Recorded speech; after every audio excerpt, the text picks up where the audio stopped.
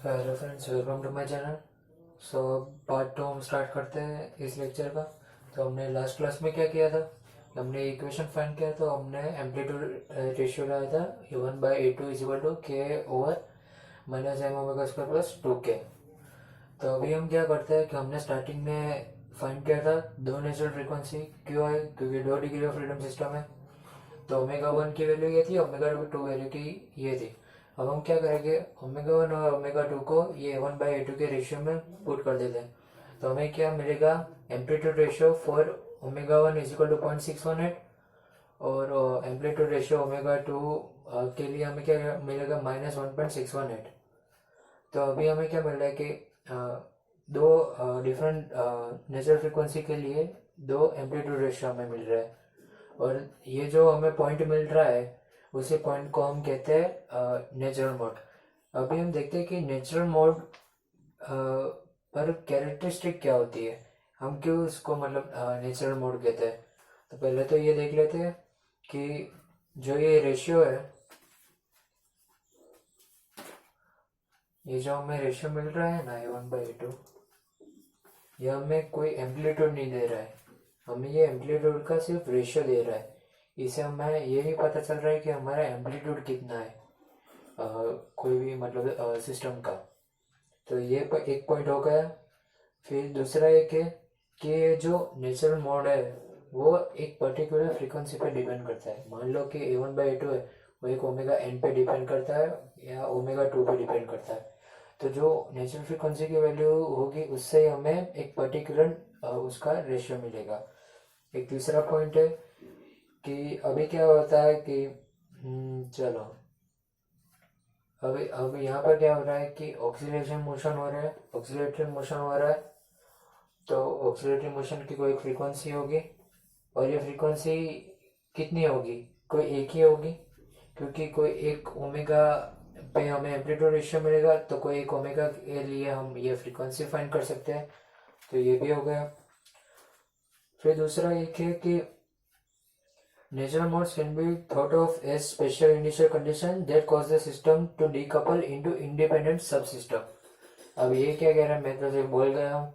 तो अब इसका हम सिग्निफिकेंस देखते हैं कि नेचुरल मोड क्या होता है।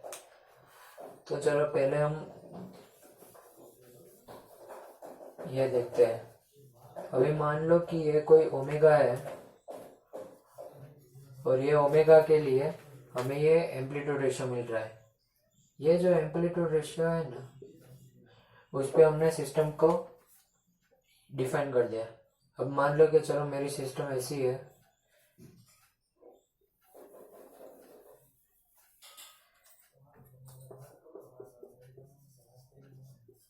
ये K2M2 K1M1 सॉरी K1M1।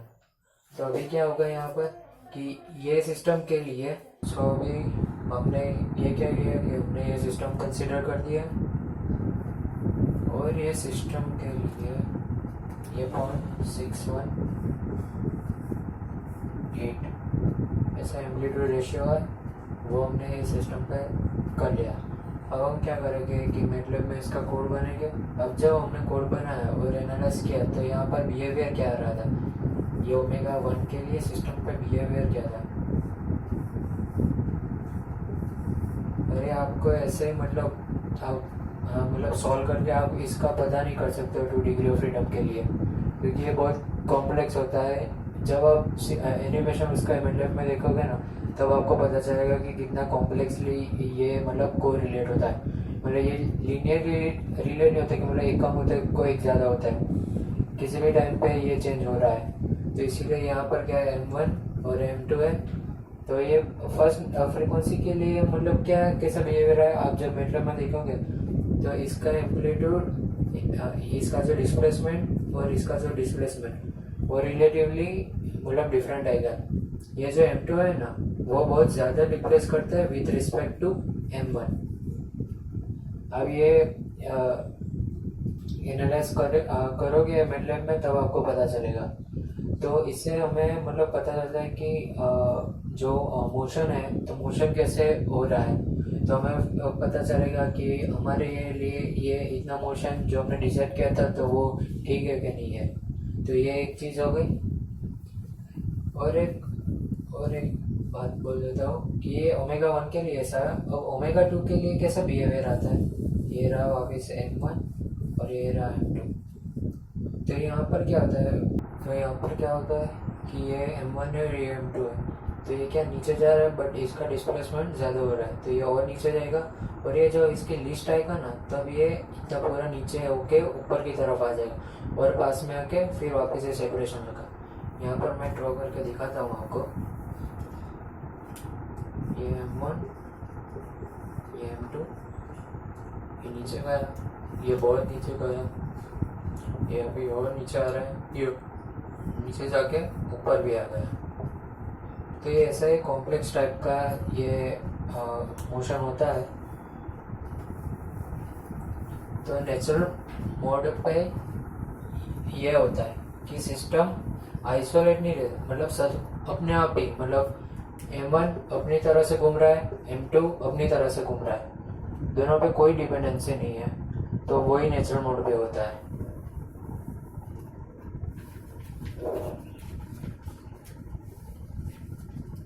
चलो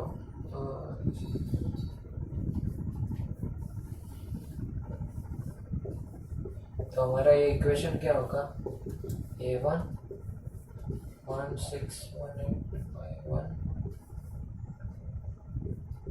cos omega 1t minus phi 1 plus A2 1.618 minus 1 cos omega 2t minus phi 2। तो अब नेचुरल मोड के लिए ये हमारा x1 और x2 का इक्वेशन हो गया। और यहाँ पे A1 A2 phi 1 phi 2 जो है वो हम इनिशियल कंडीशन से फाइंड करेंगे कि मैंने इनिशियल को डिस्प्लेसमेंट दिया होगा, वेलोसिटी दी होगी, तो हम उससे हम फाइंड करेंगे।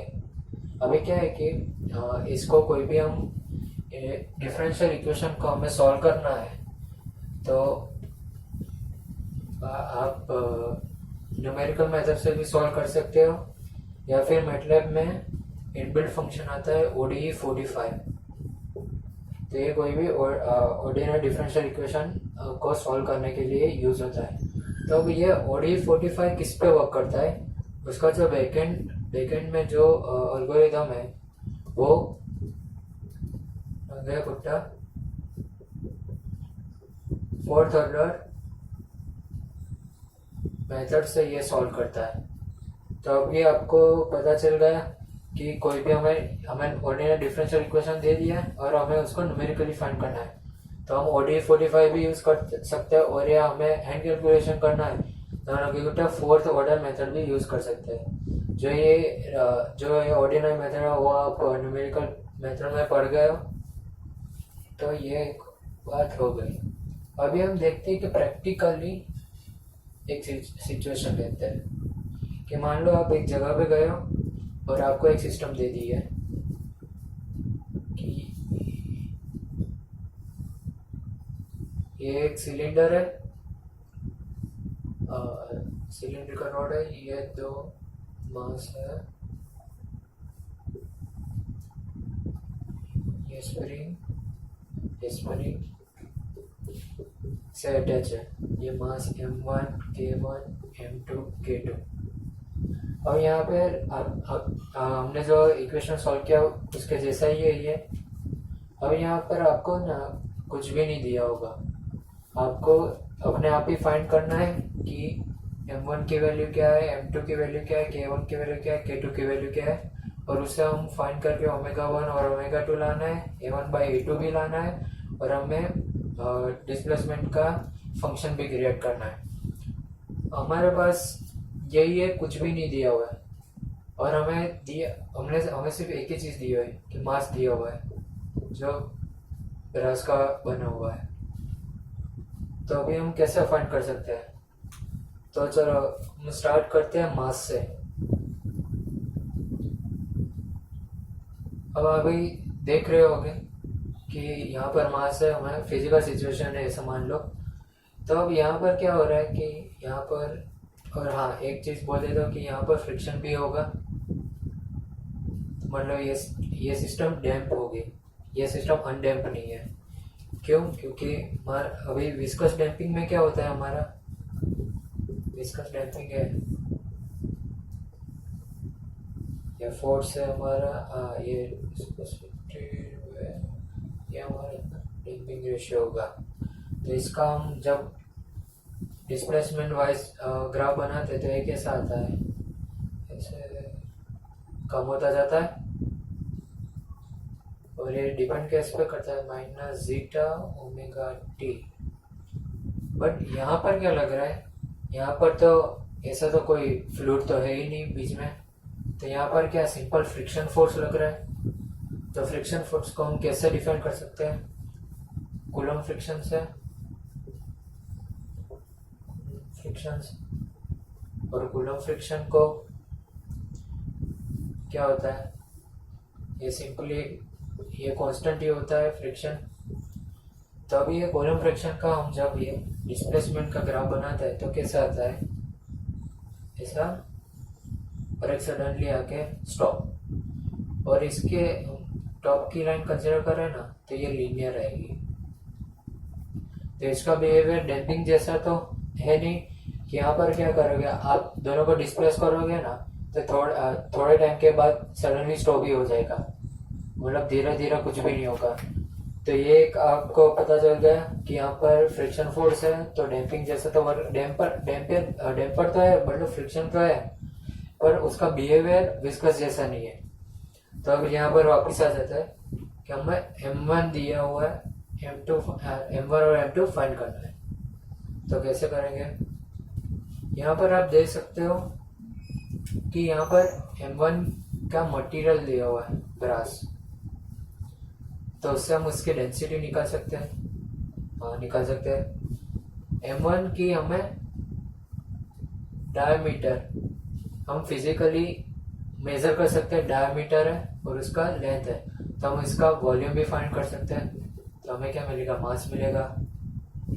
तो हमें M1 भी मिल गया, M2 भी मिल गया।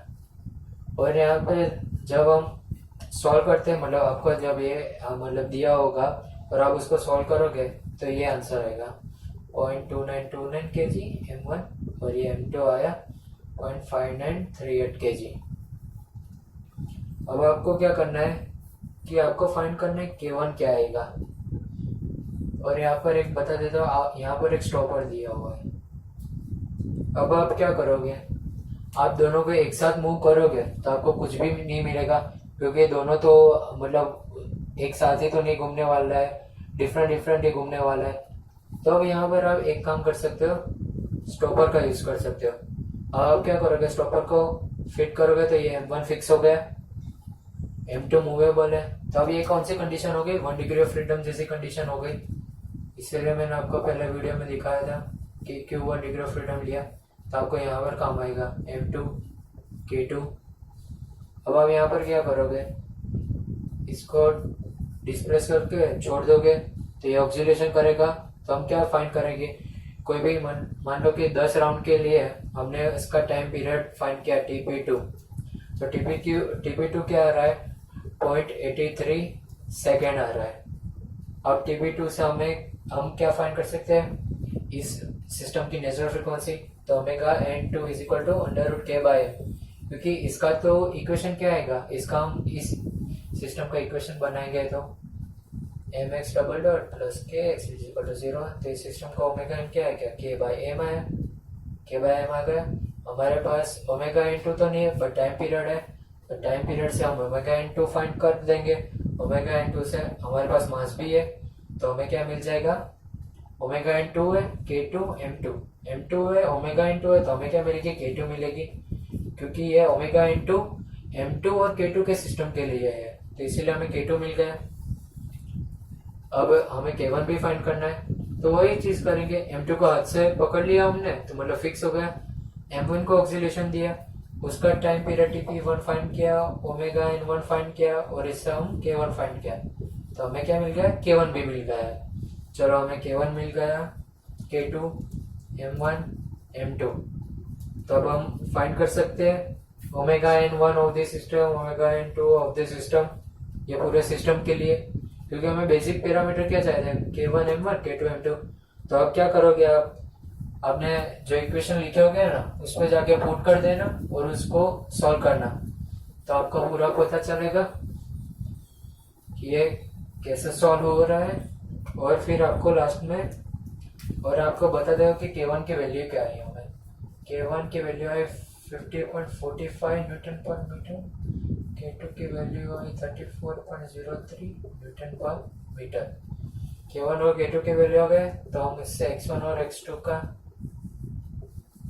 फाइंड कर सकते हैं। A1 0.411.9112 cos omega t minus pi plus A2 0.9760 minus 0.2122 cos omega 2t minus 5। ये इक्वेशन हमें मिल गया। यहाँ पर नोड 1 क्या है, नोड 1 है 0.4119। तो यहाँ पर क्या होगा कि नोड 1 के लिए M2 M1 के रिस्पेक्ट में, अभी मैंने आपको बताया था कि ये वाला M1 है, ये M2 है। M1 थोड़ा ही ऊपर नीचे जाएगा बट ये बहुत ज़्यादा डिस्प्लेस होगा। और अब जब नोड 2 लेंगे, नोड 2 की वैल्यू 0.9760, तब ये क्या होगा, वो दूसरी वाली कंडीशन आ जाएगी कि ये आएगा, ये पूरा नीचे जाके ऊपर आके इसके पास में आएगा, फिर दोनों सेपरेट हो गया, ये ऊपर की तरफ, ये नीचे की तरफ। तो ऐसा कॉम्प्लेक्स बिहेवियर होता है सिस्टम का। अब हम क्या करते हैं कि अब हम लेते हैं इक्वेशन डैम्पिंग के लिए, तो हम डैम्पर अब इंक्लूड करते हैं और उसके लिए हम फाइंड करते हैं कि उसका इक्वेशन ऑफ मोशन क्या आता है। तो चलो वो भी अब फाइंड कर देते हैं। तो मान लो मेरा ये सिस्टम है,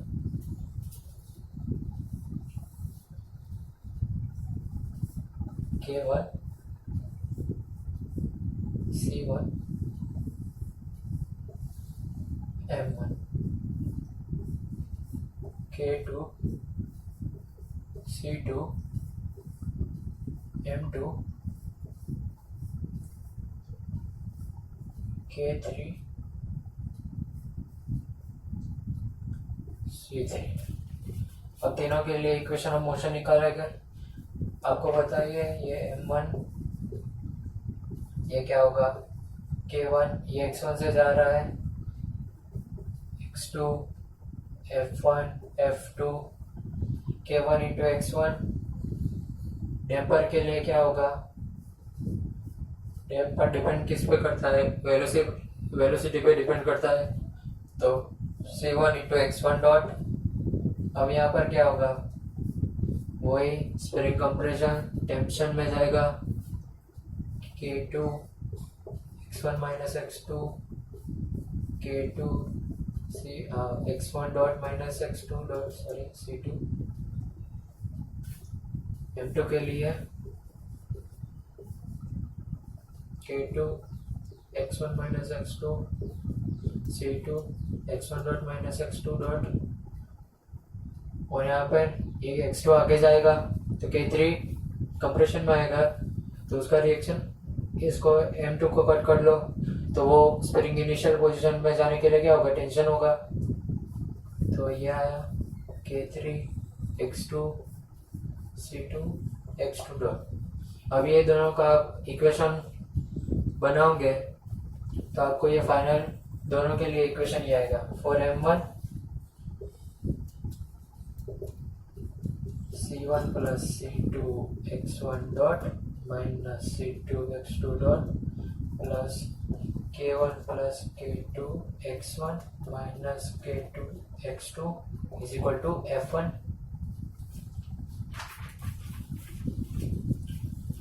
और M2 के लिए बनाएंगे तो क्या आएगा, M2 x2 double dot minus C2 x1 dot plus C2 plus C3 x2 dot minus K2 x1 plus K2 plus K3 x2 is equal to F2। अब इसका हम क्या करेंगे, वही मैट्रिक्स नोटेशन निकालेंगे। तो मैट्रिक्स नोटेशन क्या आएगा इसका मैट्रिक्स नोटेशन, ये आएगा m1 0 0 m2 x1 dot x2 dot c1 plus c2 c2 c2 c2 plus c3 x1 dot x2 dot plus k1 plus k2 minus k2 minus k2 k2 plus k3 x1 x2 is equal to f1 f2। ये हमें यहाँ मिल गया। हम इसको solve करेंगे MATLAB में। ODE45 मैंने आपको बता ही दिया है। और यहाँ पर अब क्या, तो इसको हम क्या कह सकते हैं, ये simple mx double dot plus cx dot plus kx is equal to f of